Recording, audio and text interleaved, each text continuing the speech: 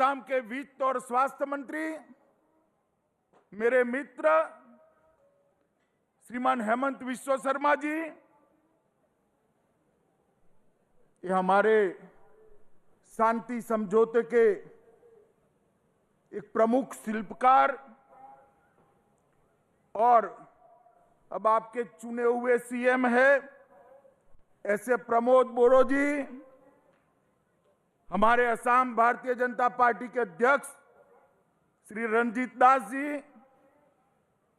Bharatiya Janata party के राष्ट्रीय उपाध्यक्ष और असम के प्रभारी श्रीमान वैजंत पांडा जी, सांसद नाबा सरनिया जी, पल्लव लोचन दास जी, मेरे मित्र और पूर्व सांसद विश्वजीत देमारी जी, उर्खाव गोरा ब्राह्मा जी, गोविंद जी, श्री जिष्णु बरुआ जी, भास्कर ज्योति महंता जी, सिद्धार्थ सिंह जी, हमारे विधायक श्री अशोक सिंगल जी, श्री दीपेन बोरो जी, श्री लॉरेंस इसलरी जी, और आज इस ऐतिहासिक दिन पर गिनती न हो सके इतनी संख्या में उपस्थित बोडो क्षेत्र के मेरे प्यारे भाइयों और बहनों को मैं प्रणाम कर कर मेरी बात की शुरुआत करना चाहता हूं। मित्रों, आज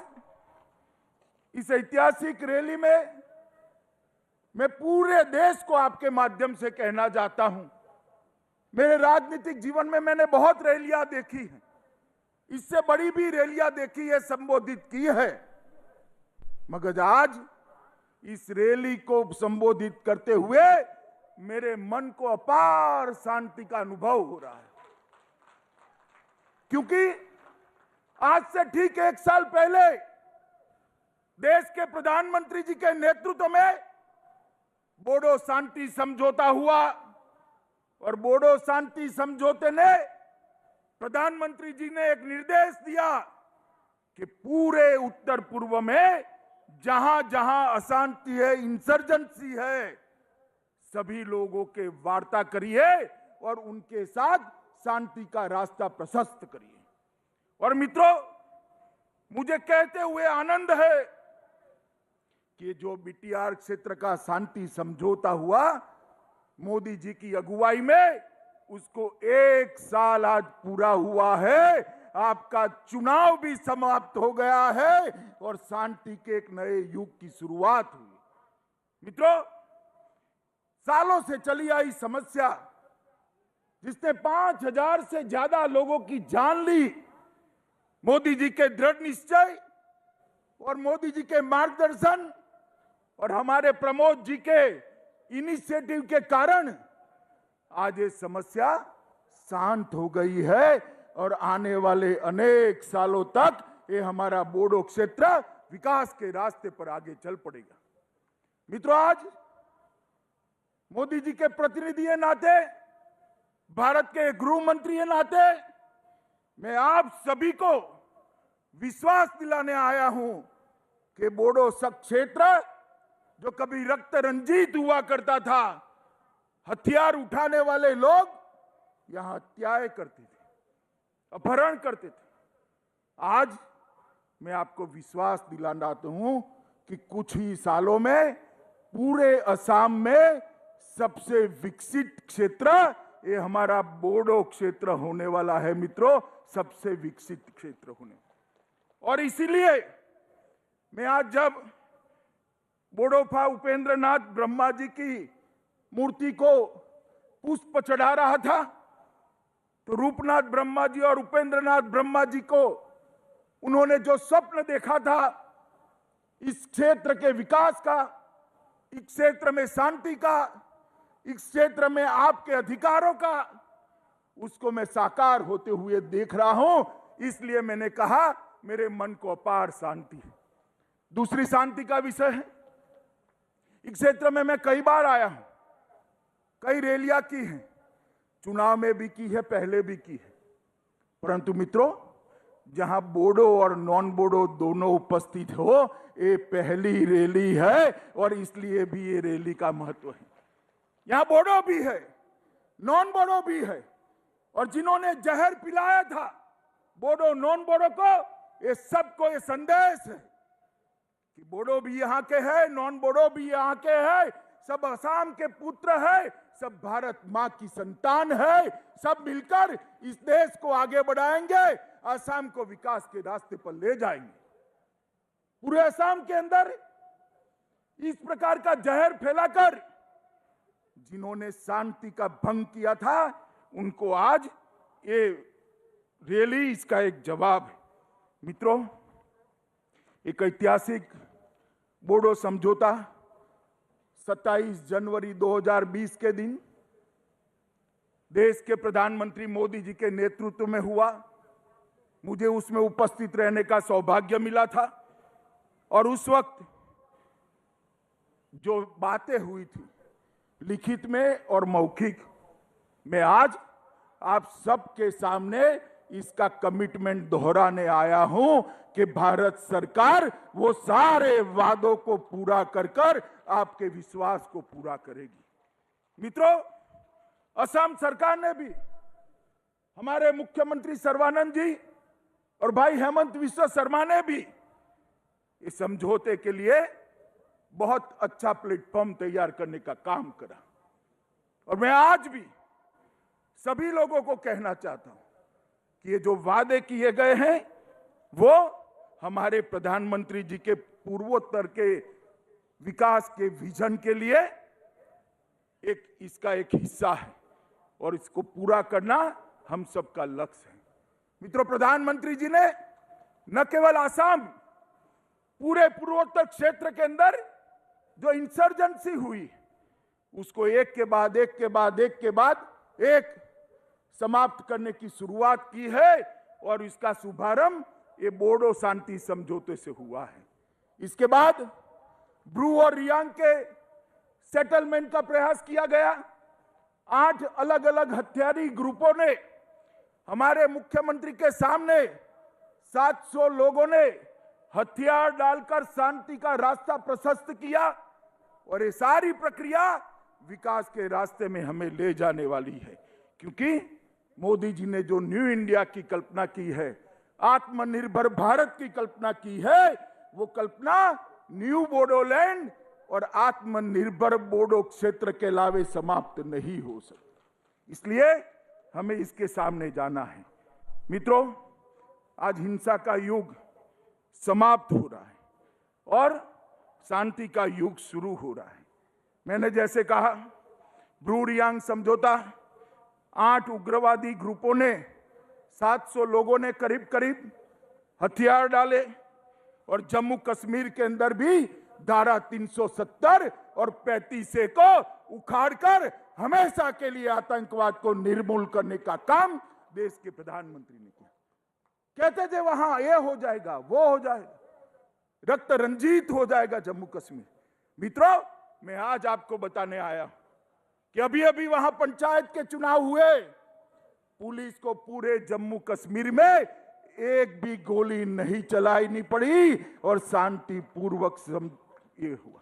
यहां पर भी चुनाव हुआ, 80% से ज्यादा वोटिंग हुआ, जिसने जिसको वोट देना था उसको वोट दिया, मगर कहीं पर भी हिंसा नहीं हुई, एक भी बूथ पर पुलिस को गोली नहीं चलानी पड़ी। मैं मानता हूं ये हम सबका संयुक्त विजय है, शांति का विजय है मित्रों, और ये भारत की जो परंपरा है उसको आगे बढ़ाने का काम है। मित्रों, चुनाव को जिस प्रकार से हमने संपन्न कराया है, मैं आज आपको विश्वास दिलाने चाहता हूं, ये यूपीपीएल और बीजेपी का जो गठबंधन हुआ है, प्रमोद जी एनडीए में आए हैं, ये पूरे क्षेत्र के लिए शुभ साबित होने वाला है, आपका विकास का रास्ता आगे बढ़ाने वाला है। मित्रों, एनडीए में यूपीपीएल का आना और यहां यूपीपीएल बीजेपी की साझा सरकार बनना, वो बताती है कि आने वाले दिनों में पूर्ण बहुमत के साथ भारतीय जनता पार्टी की सरकार आसाम के अंदर बनने वाली है। ये इसका ट्रेलर है, ट्रेलर। और जो कांग्रेस पार्टी अपने कालखंड के अंदर शांति नहीं ला सकी, विकास नहीं ला सकी, वो आज हमें सलाह दे रहे हैं। मैं पूछना चाहता हूं कांग्रेस पार्टी को, इतने सालों तक असम रक्त रंजित रहा, ये मेरा बोडो क्षेत्र रक्त रंजित रहा, क्या किया आपने? जो भी किया नरेंद्र मोदी की भारतीय जनता पार्टी की सरकार ने किया। बहुत हो गए लड़ाई झगड़ा, अब विकास के रास्ते पर हमें आगे बढ़ना है। और मित्रों, मैं आज आप सबको अपील करने आया हूं कि जैसे सेमीफाइनल जीता है, फाइनल मैच भी उसी तरह से जीतना है। जरा मुझे बताओ, जीतना है ना? सब लोग सहमत है ना? मित्रों, ये रास्ता जो शांति का प्रशस्त हुआ है, वो पूरे क्षेत्र को विकास के रास्ते पर ले जाने वाला रास्ता है। और मित्रों, कांग्रेस पार्टी ने भी कई समझौते किए, मगर समझौते कभी समाप्त नहीं होते थे, उनकी अनुपालना नहीं होती थी। वादे तो बहुत करते थे, वादे पूरे नहीं होते थे। मगर मैं आपको बताता हूं, ये नरेंद्र मोदी सरकार है जो वादे प्रधानमंत्री करते हैं उसी को अपने ही कालखंड के अंदर समाप्त करते हैं। ये बोडो शांति समझौता कर कर प्रमोद जी मेरी ऑफिस में आए थे और उन्होंने मुझे कहा कि सारी चीजों का अनुपालना होना चाहिए। और मित्रों, मैंने उनको वादा किया था कि हम चुनाव के पहले पहले ये सारी चीजों को समाप्त कर कर आपके लिए और बोडो क्षेत्र के लिए शांति का काम करेंगे। मित्रों, आज मुझे कहते हुए हर्ष हो रहा है, जब 1 साल समाप्त हो रहा है बीटीएडी के आसपास के लिए जो बोडो संगठन की मांग थी कि जनजातीय बाहुल्य आबादी वाले गांवों को बोडो क्षेत्र के अंदर शामिल किया जाए और 60 सीटों तक ले जाने के लिए, यहां से लो ऐसा करना, 60 सीटें बनाने के लिए भी विचार की जाए। और इसके लिए एक आयोग का गठन, काम करने का काम हमने समाप्त कर दिया है। ये आयोग अब आसपास के गांवों का सर्वे कर कर निर्णय करेगी। बीटीएडी को बीटीआर के रूप में नामकरण करने का मांग था, उसको भी कर दिया गया है और ये पूरा क्षेत्र अब बीटीआर के नाम से जाना जाएगा। बीटीआर के बाहर रहने वाले बोडो गांवों के विकास के लिए बोडो कचारी वेलफेयर काउंसिल का भी स्थापना कर दिया गया है। जो छुटपुट बोडो भाई रहते हैं उनके विकास के लिए भी असम सरकार चिंता करेगी। और बीटीसी और बोडो काउंसिल, वेलफेयर काउंसिल के प्रतिनिधियों को शामिल कर कर एक सलाहकार समिति बनाने का भी काम कर दिया है। नए पदों का सृजन और खाली पद है इसकी भर्ती के लिए असम के मुख्य सचिव की अध्यक्षता में एक कमेटी बनाई गई है जिसमें गृह विभाग के भी प्रतिनिधि होंगे। और मित्रों, सबसे बड़ी बात है कि आत्मसमर्पण करने वाले सभी शरणार्थियों को 4 लाख रुपए की जो सहायता देनी थी, आज आपके सामने भी उसका चेक देने की शुरुआत भी ये भारतीय जनता पार्टी की सरकार ने करी है। बोडो भाषा को सम्मान देने का हमने वादा किया था। असम के मुख्यमंत्री और हेमंत विश्व शर्मा बैठे हैं। असम सरकार ने राज्य की सह राजभाषा का दर्जा बोडो लैंग्वेज को देकर आज वर्षों पुरानी मांग समाप्त कर दी है। बोडो मीडियम के स्कूल खोलने के लिए भी अलग डायरेक्टरेट स्थापना करने का काम शुरू कर दिया गया है और डायरेक्टरेट को, निर्देशालय को स्थापित भी कर दिया गया है।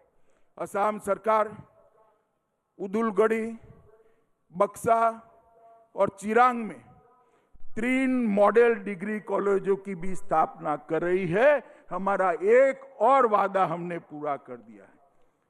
बोडोफा उपेंद्रनाथ ब्रह्मा के नाम पर उत्कृष्ट सांस्कृतिक परिसर, इसकी स्थापना की भी प्रक्रिया हो गई है। चुनाव के पहले पहले इसकी स्थापना को भी हम परिपत्रित कर कर उपेंद्रनाथ ब्रह्मा को श्रद्धांजलि देने का काम करेंगे। मुझे एक घोषणा करते हुए बहुत आनंद हो रहा